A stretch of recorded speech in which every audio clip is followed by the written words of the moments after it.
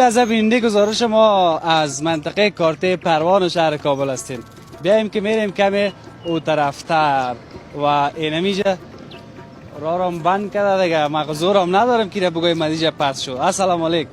سلام علیکم استاد. صد خوب است. من خوب میفهم که شما رو استاد دنبال مرایی کرده. شما مجبور به شدید که من استاد کردی. فهمیدی یعنی رفیقاسی من استاد هم نمیکردی. قربان براتون عرض کنم. قربان میرمایسی بفهمید ما خط هستیم. ما پیشتر از امیجا تیر میرمایسی بعد سوالی داریم ما جواب دیسیم. خلاصی مطلب قربان نام چی است؟ نام میر آقای سالنگ است.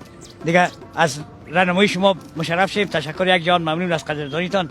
دیگه بیادر مشکلی که در بین جریان برای نوکرتان بگید تا جایی که من یعنی زورم برسه که تا همکاری میکنم. قربان تو نوکر ما نیستی، تو بالارم هستی. دیگه چی گپ بفرمایید. بخیر باشی. چی میکنی در منطقه کارته پروان؟ حالا برادر اینو میگه در منطقه کارته پروان اومدیم که بیادر به خاطر اینی که بیادر اینی رفیقای برادر فهمیدیم که ما یک ماه پیش حتی قبول کردن که بیا بیادر ما برای تذکره میتم. تو اون نظر ما شما معلومات داریم مگر ما اینا اختبار نیتما چی ندارن، معلومات درست ندارن. همین یک ماه ما تیر شده میخوایم که اینا پس درخواستی بتون بخاطر این تذکره خود که این تذکره مدرسه بیای دیگه. اینا ببینیم بیادر همین رفیقای برادر فهمیدی که تمام کاری میکنه نمیکنه دیگه. خدا جان هدایت نیکی بهشان. خب حالا دیگه منظور ما همی بود. فعلا چند ساله هستی؟ تقریبا یک 40-45 ساله میام دیگه به فکر خودم.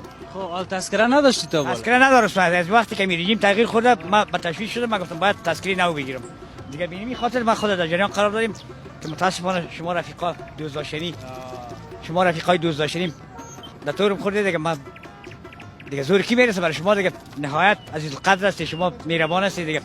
نور چشم هستی بیخی سر می چشمای مرگ که باشه.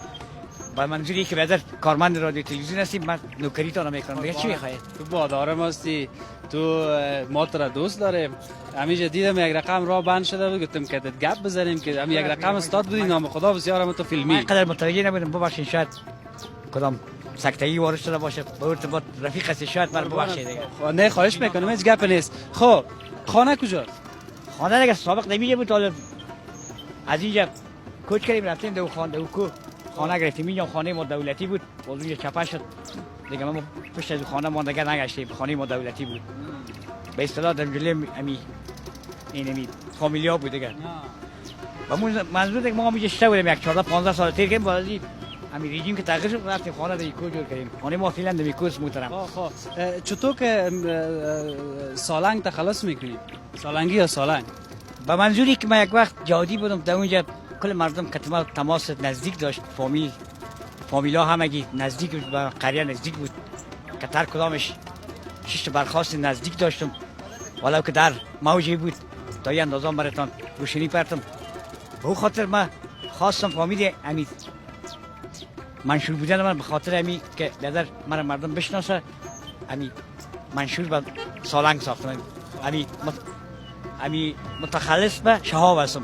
مگم بیادر خود من سالنگ هستم گفتم باید سالنگی به نام سالنگی منشور شم در سطح سالنگ. من به خاطر ما سالنگی صاحب نام خودمان. به شک تصمیم میگم چی کاروبار میکنی؟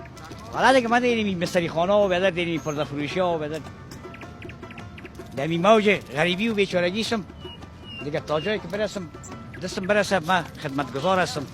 ولو که بیخی فامیلی پنچرمنی هم باشه یا موترشی من قبول دارم میرم با دوستا و رفیقا انجام میدم. با غیرت هستی دیگه. بعد از اون میرم خانم دیگه. نمی کسب کارم از روز تا بگا دیگه کسب کمال ندارم دیگه. پدرم هم فوت شده خدا بخشش قید جمله اسلام. مادرم هم همشیرام رفته کلگی خودم تناسم در خانه دیگه کس نیست.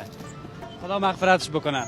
خب نام خدا 6 دانه انگشتر در دستت است. حالا این میاد دیگه بیادر آثار عتیقه است که سابق ما ملنگ بودم نمی خوج مسافر ولی یک تعداد دوستا فهمیدی که مرا نشانی داده و یگان تایش انگشتری داده ما یگان تایش ساعت داده ما یگان تایش بالاخره بیادر یگان چیزا چند قیمت داره؟ حالا این انگشتری دیگه به فکر خودم بر کدامش دانه 100 روپیه یک 100 روپیه ارزش داره. 100 روپیه 100 روپیه. بله. خب دیگه روزگارت خوب است؟ دیگه روزگارم خوب است. من تا مثل سابق کاری که ما کت مادر پدر یک جای بودم اون سیستم روزگارم جور نیست. اما دست دان هستم اگر دادن من میچلم ندادن چیز دستم اومد میچلم نامد نه دیگه. نمیتونم بدر در مورد غریبی هستم دیگه. با شوق شد میرم خانه ماده کلام سر حسابی ندارم دیگه. بخیر باشی. یک ویدیوی تو را ما اول به یادم آمد که ما تو پیشتر نام تا که گفتی باز ما که در جریان گپایی که تو زدی ما فکرم به میشد یک ویدیو تو همراه نجیب بود نه تخلص همون چیستا یادم رفت. نجیب بروتی. نجیب بروتی. اون به وجدانا رو کلش میشناسم. همین چیزی که به نامش که قماندان بود فامیلی میگشت لیشار واسطه و وسیله داشت کلش به زور خدا میر آقای سالنگ بارا مات کرده. سر دست کلش میر آقای سالنگ است نه دیگه کس. این بیخی مطمئن باش که شما ما مطمئن هستم. بسیار تشکر. کجا میری بخیر؟ ولی این میگه دمی شعبه برم این شعبه این پلیس خانه است. میگن این میگه تذکره میتن باش ببینیم چی رقم میشه دیگه. کار خدمت به ما. تشکر. بخیر باشی. بخیر باشی. چیز کار با ما نیست. خدا جونیتان باشه. برو بخیر باشی. بخیر باشی. خدا نگهدارت.